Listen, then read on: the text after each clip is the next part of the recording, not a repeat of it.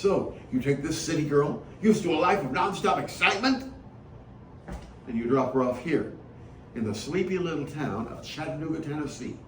She doesn't know a living soul in this town, doesn't have a single friend within 600 miles, and she is stuck all day in this little set of rooms. Nothing to see, nothing to do, nowhere to go, day after day after day. Long story short, Anneliese Netherly got bored, and I can't find it in my heart to blame her for that. Well, to deal with that boredom, she started hanging around down in the billiards room, which we still have downstairs off the lobby. Started hanging out there, started making the acquaintance of young gentlemen there playing pool.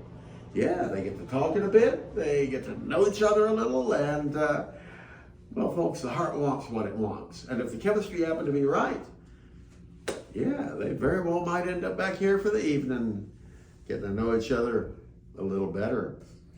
Now, pretty soon word starts to get around about this beautiful young lady with an eye for the gentleman and the exotic name of Anneliese, staying at the Reed House.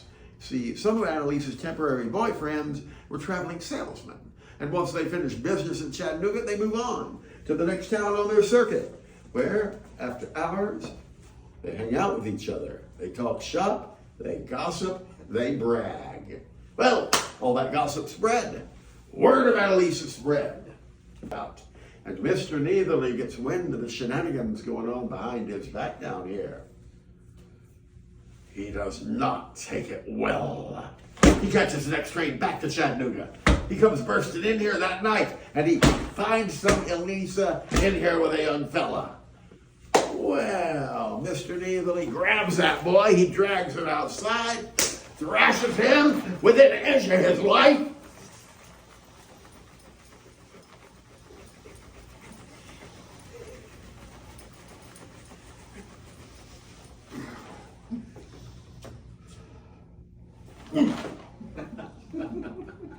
That was unnecessary. He then returns to 311. He grabs Anneliese, drags her into the bathroom, throws her into the tub, and grabs his straight-edge shaving razor. And I will spare you the gory details of what happened next. No need for me to get too graphic and gross here. Let's just say the housekeepers found a very messy surprise the next morning. Yeesh. All right, now, you can search the police records of Chattanooga. You will not find a whisper of anything I've talked about here. Having said that, I'd like you to keep three things in mind, please. First, Mr. Netherly was a very wealthy business executive from out of town. Second, his wife, also from out of town with no living relatives in the area to kick up any fuss, well, his wife was apparently fooling around on him, which brings me to number three.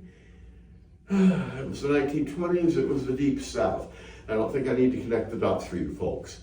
See, back then and there, what went on between a man and his wife, no matter how brutal and ugly it got, well, the law might be persuaded under certain circumstances to turn a blind eye. Especially, I might add, if the people doing the persuading had a lot of pull locally and a little grease for the skids. For instance, a hotel management who wanted to hush up a scandal. Here's the thing though, if the hotel was involved in a cover-up to protect their reputation, turned out not to help a bit. You see, from that day forward, right up until we took this room out of regular circulation only a few years ago, well, yeah, getting someone to spend a full night in 311. Now that turned into what we in the hotel trade call a very hard dollar. In a few hours, they'd be back at the front desk. They'd be wanting a room transfer. They'd be wanting a refund. They would be wanting out of here. Yeah, it seems that you can only stay in 311 for a fairly short amount of time these days before you start to get this very, very nervous, uneasy, kind of skin-crawling sensation. It's like you're being watched, and you are being watched by something that does not like you. People who claim they'd be sitting on the bed, and suddenly they'd feel someone plop down on the mattress right next to them. They turn around, there'd be no one there. Along the same lines, some of the few gentlemen who spend a full night in 311 would report the next morning that they'd been here in the bathroom, that they'd been shaving, suddenly, in the mirror, they would spot the image, the reflection of a beautiful girl in a blood-drenched gown, and they turn around. Find nothing. One moment, please. Now, I mentioned earlier, if you wish to take photographs, don't be surprised if Anneliese photobombs the pictures.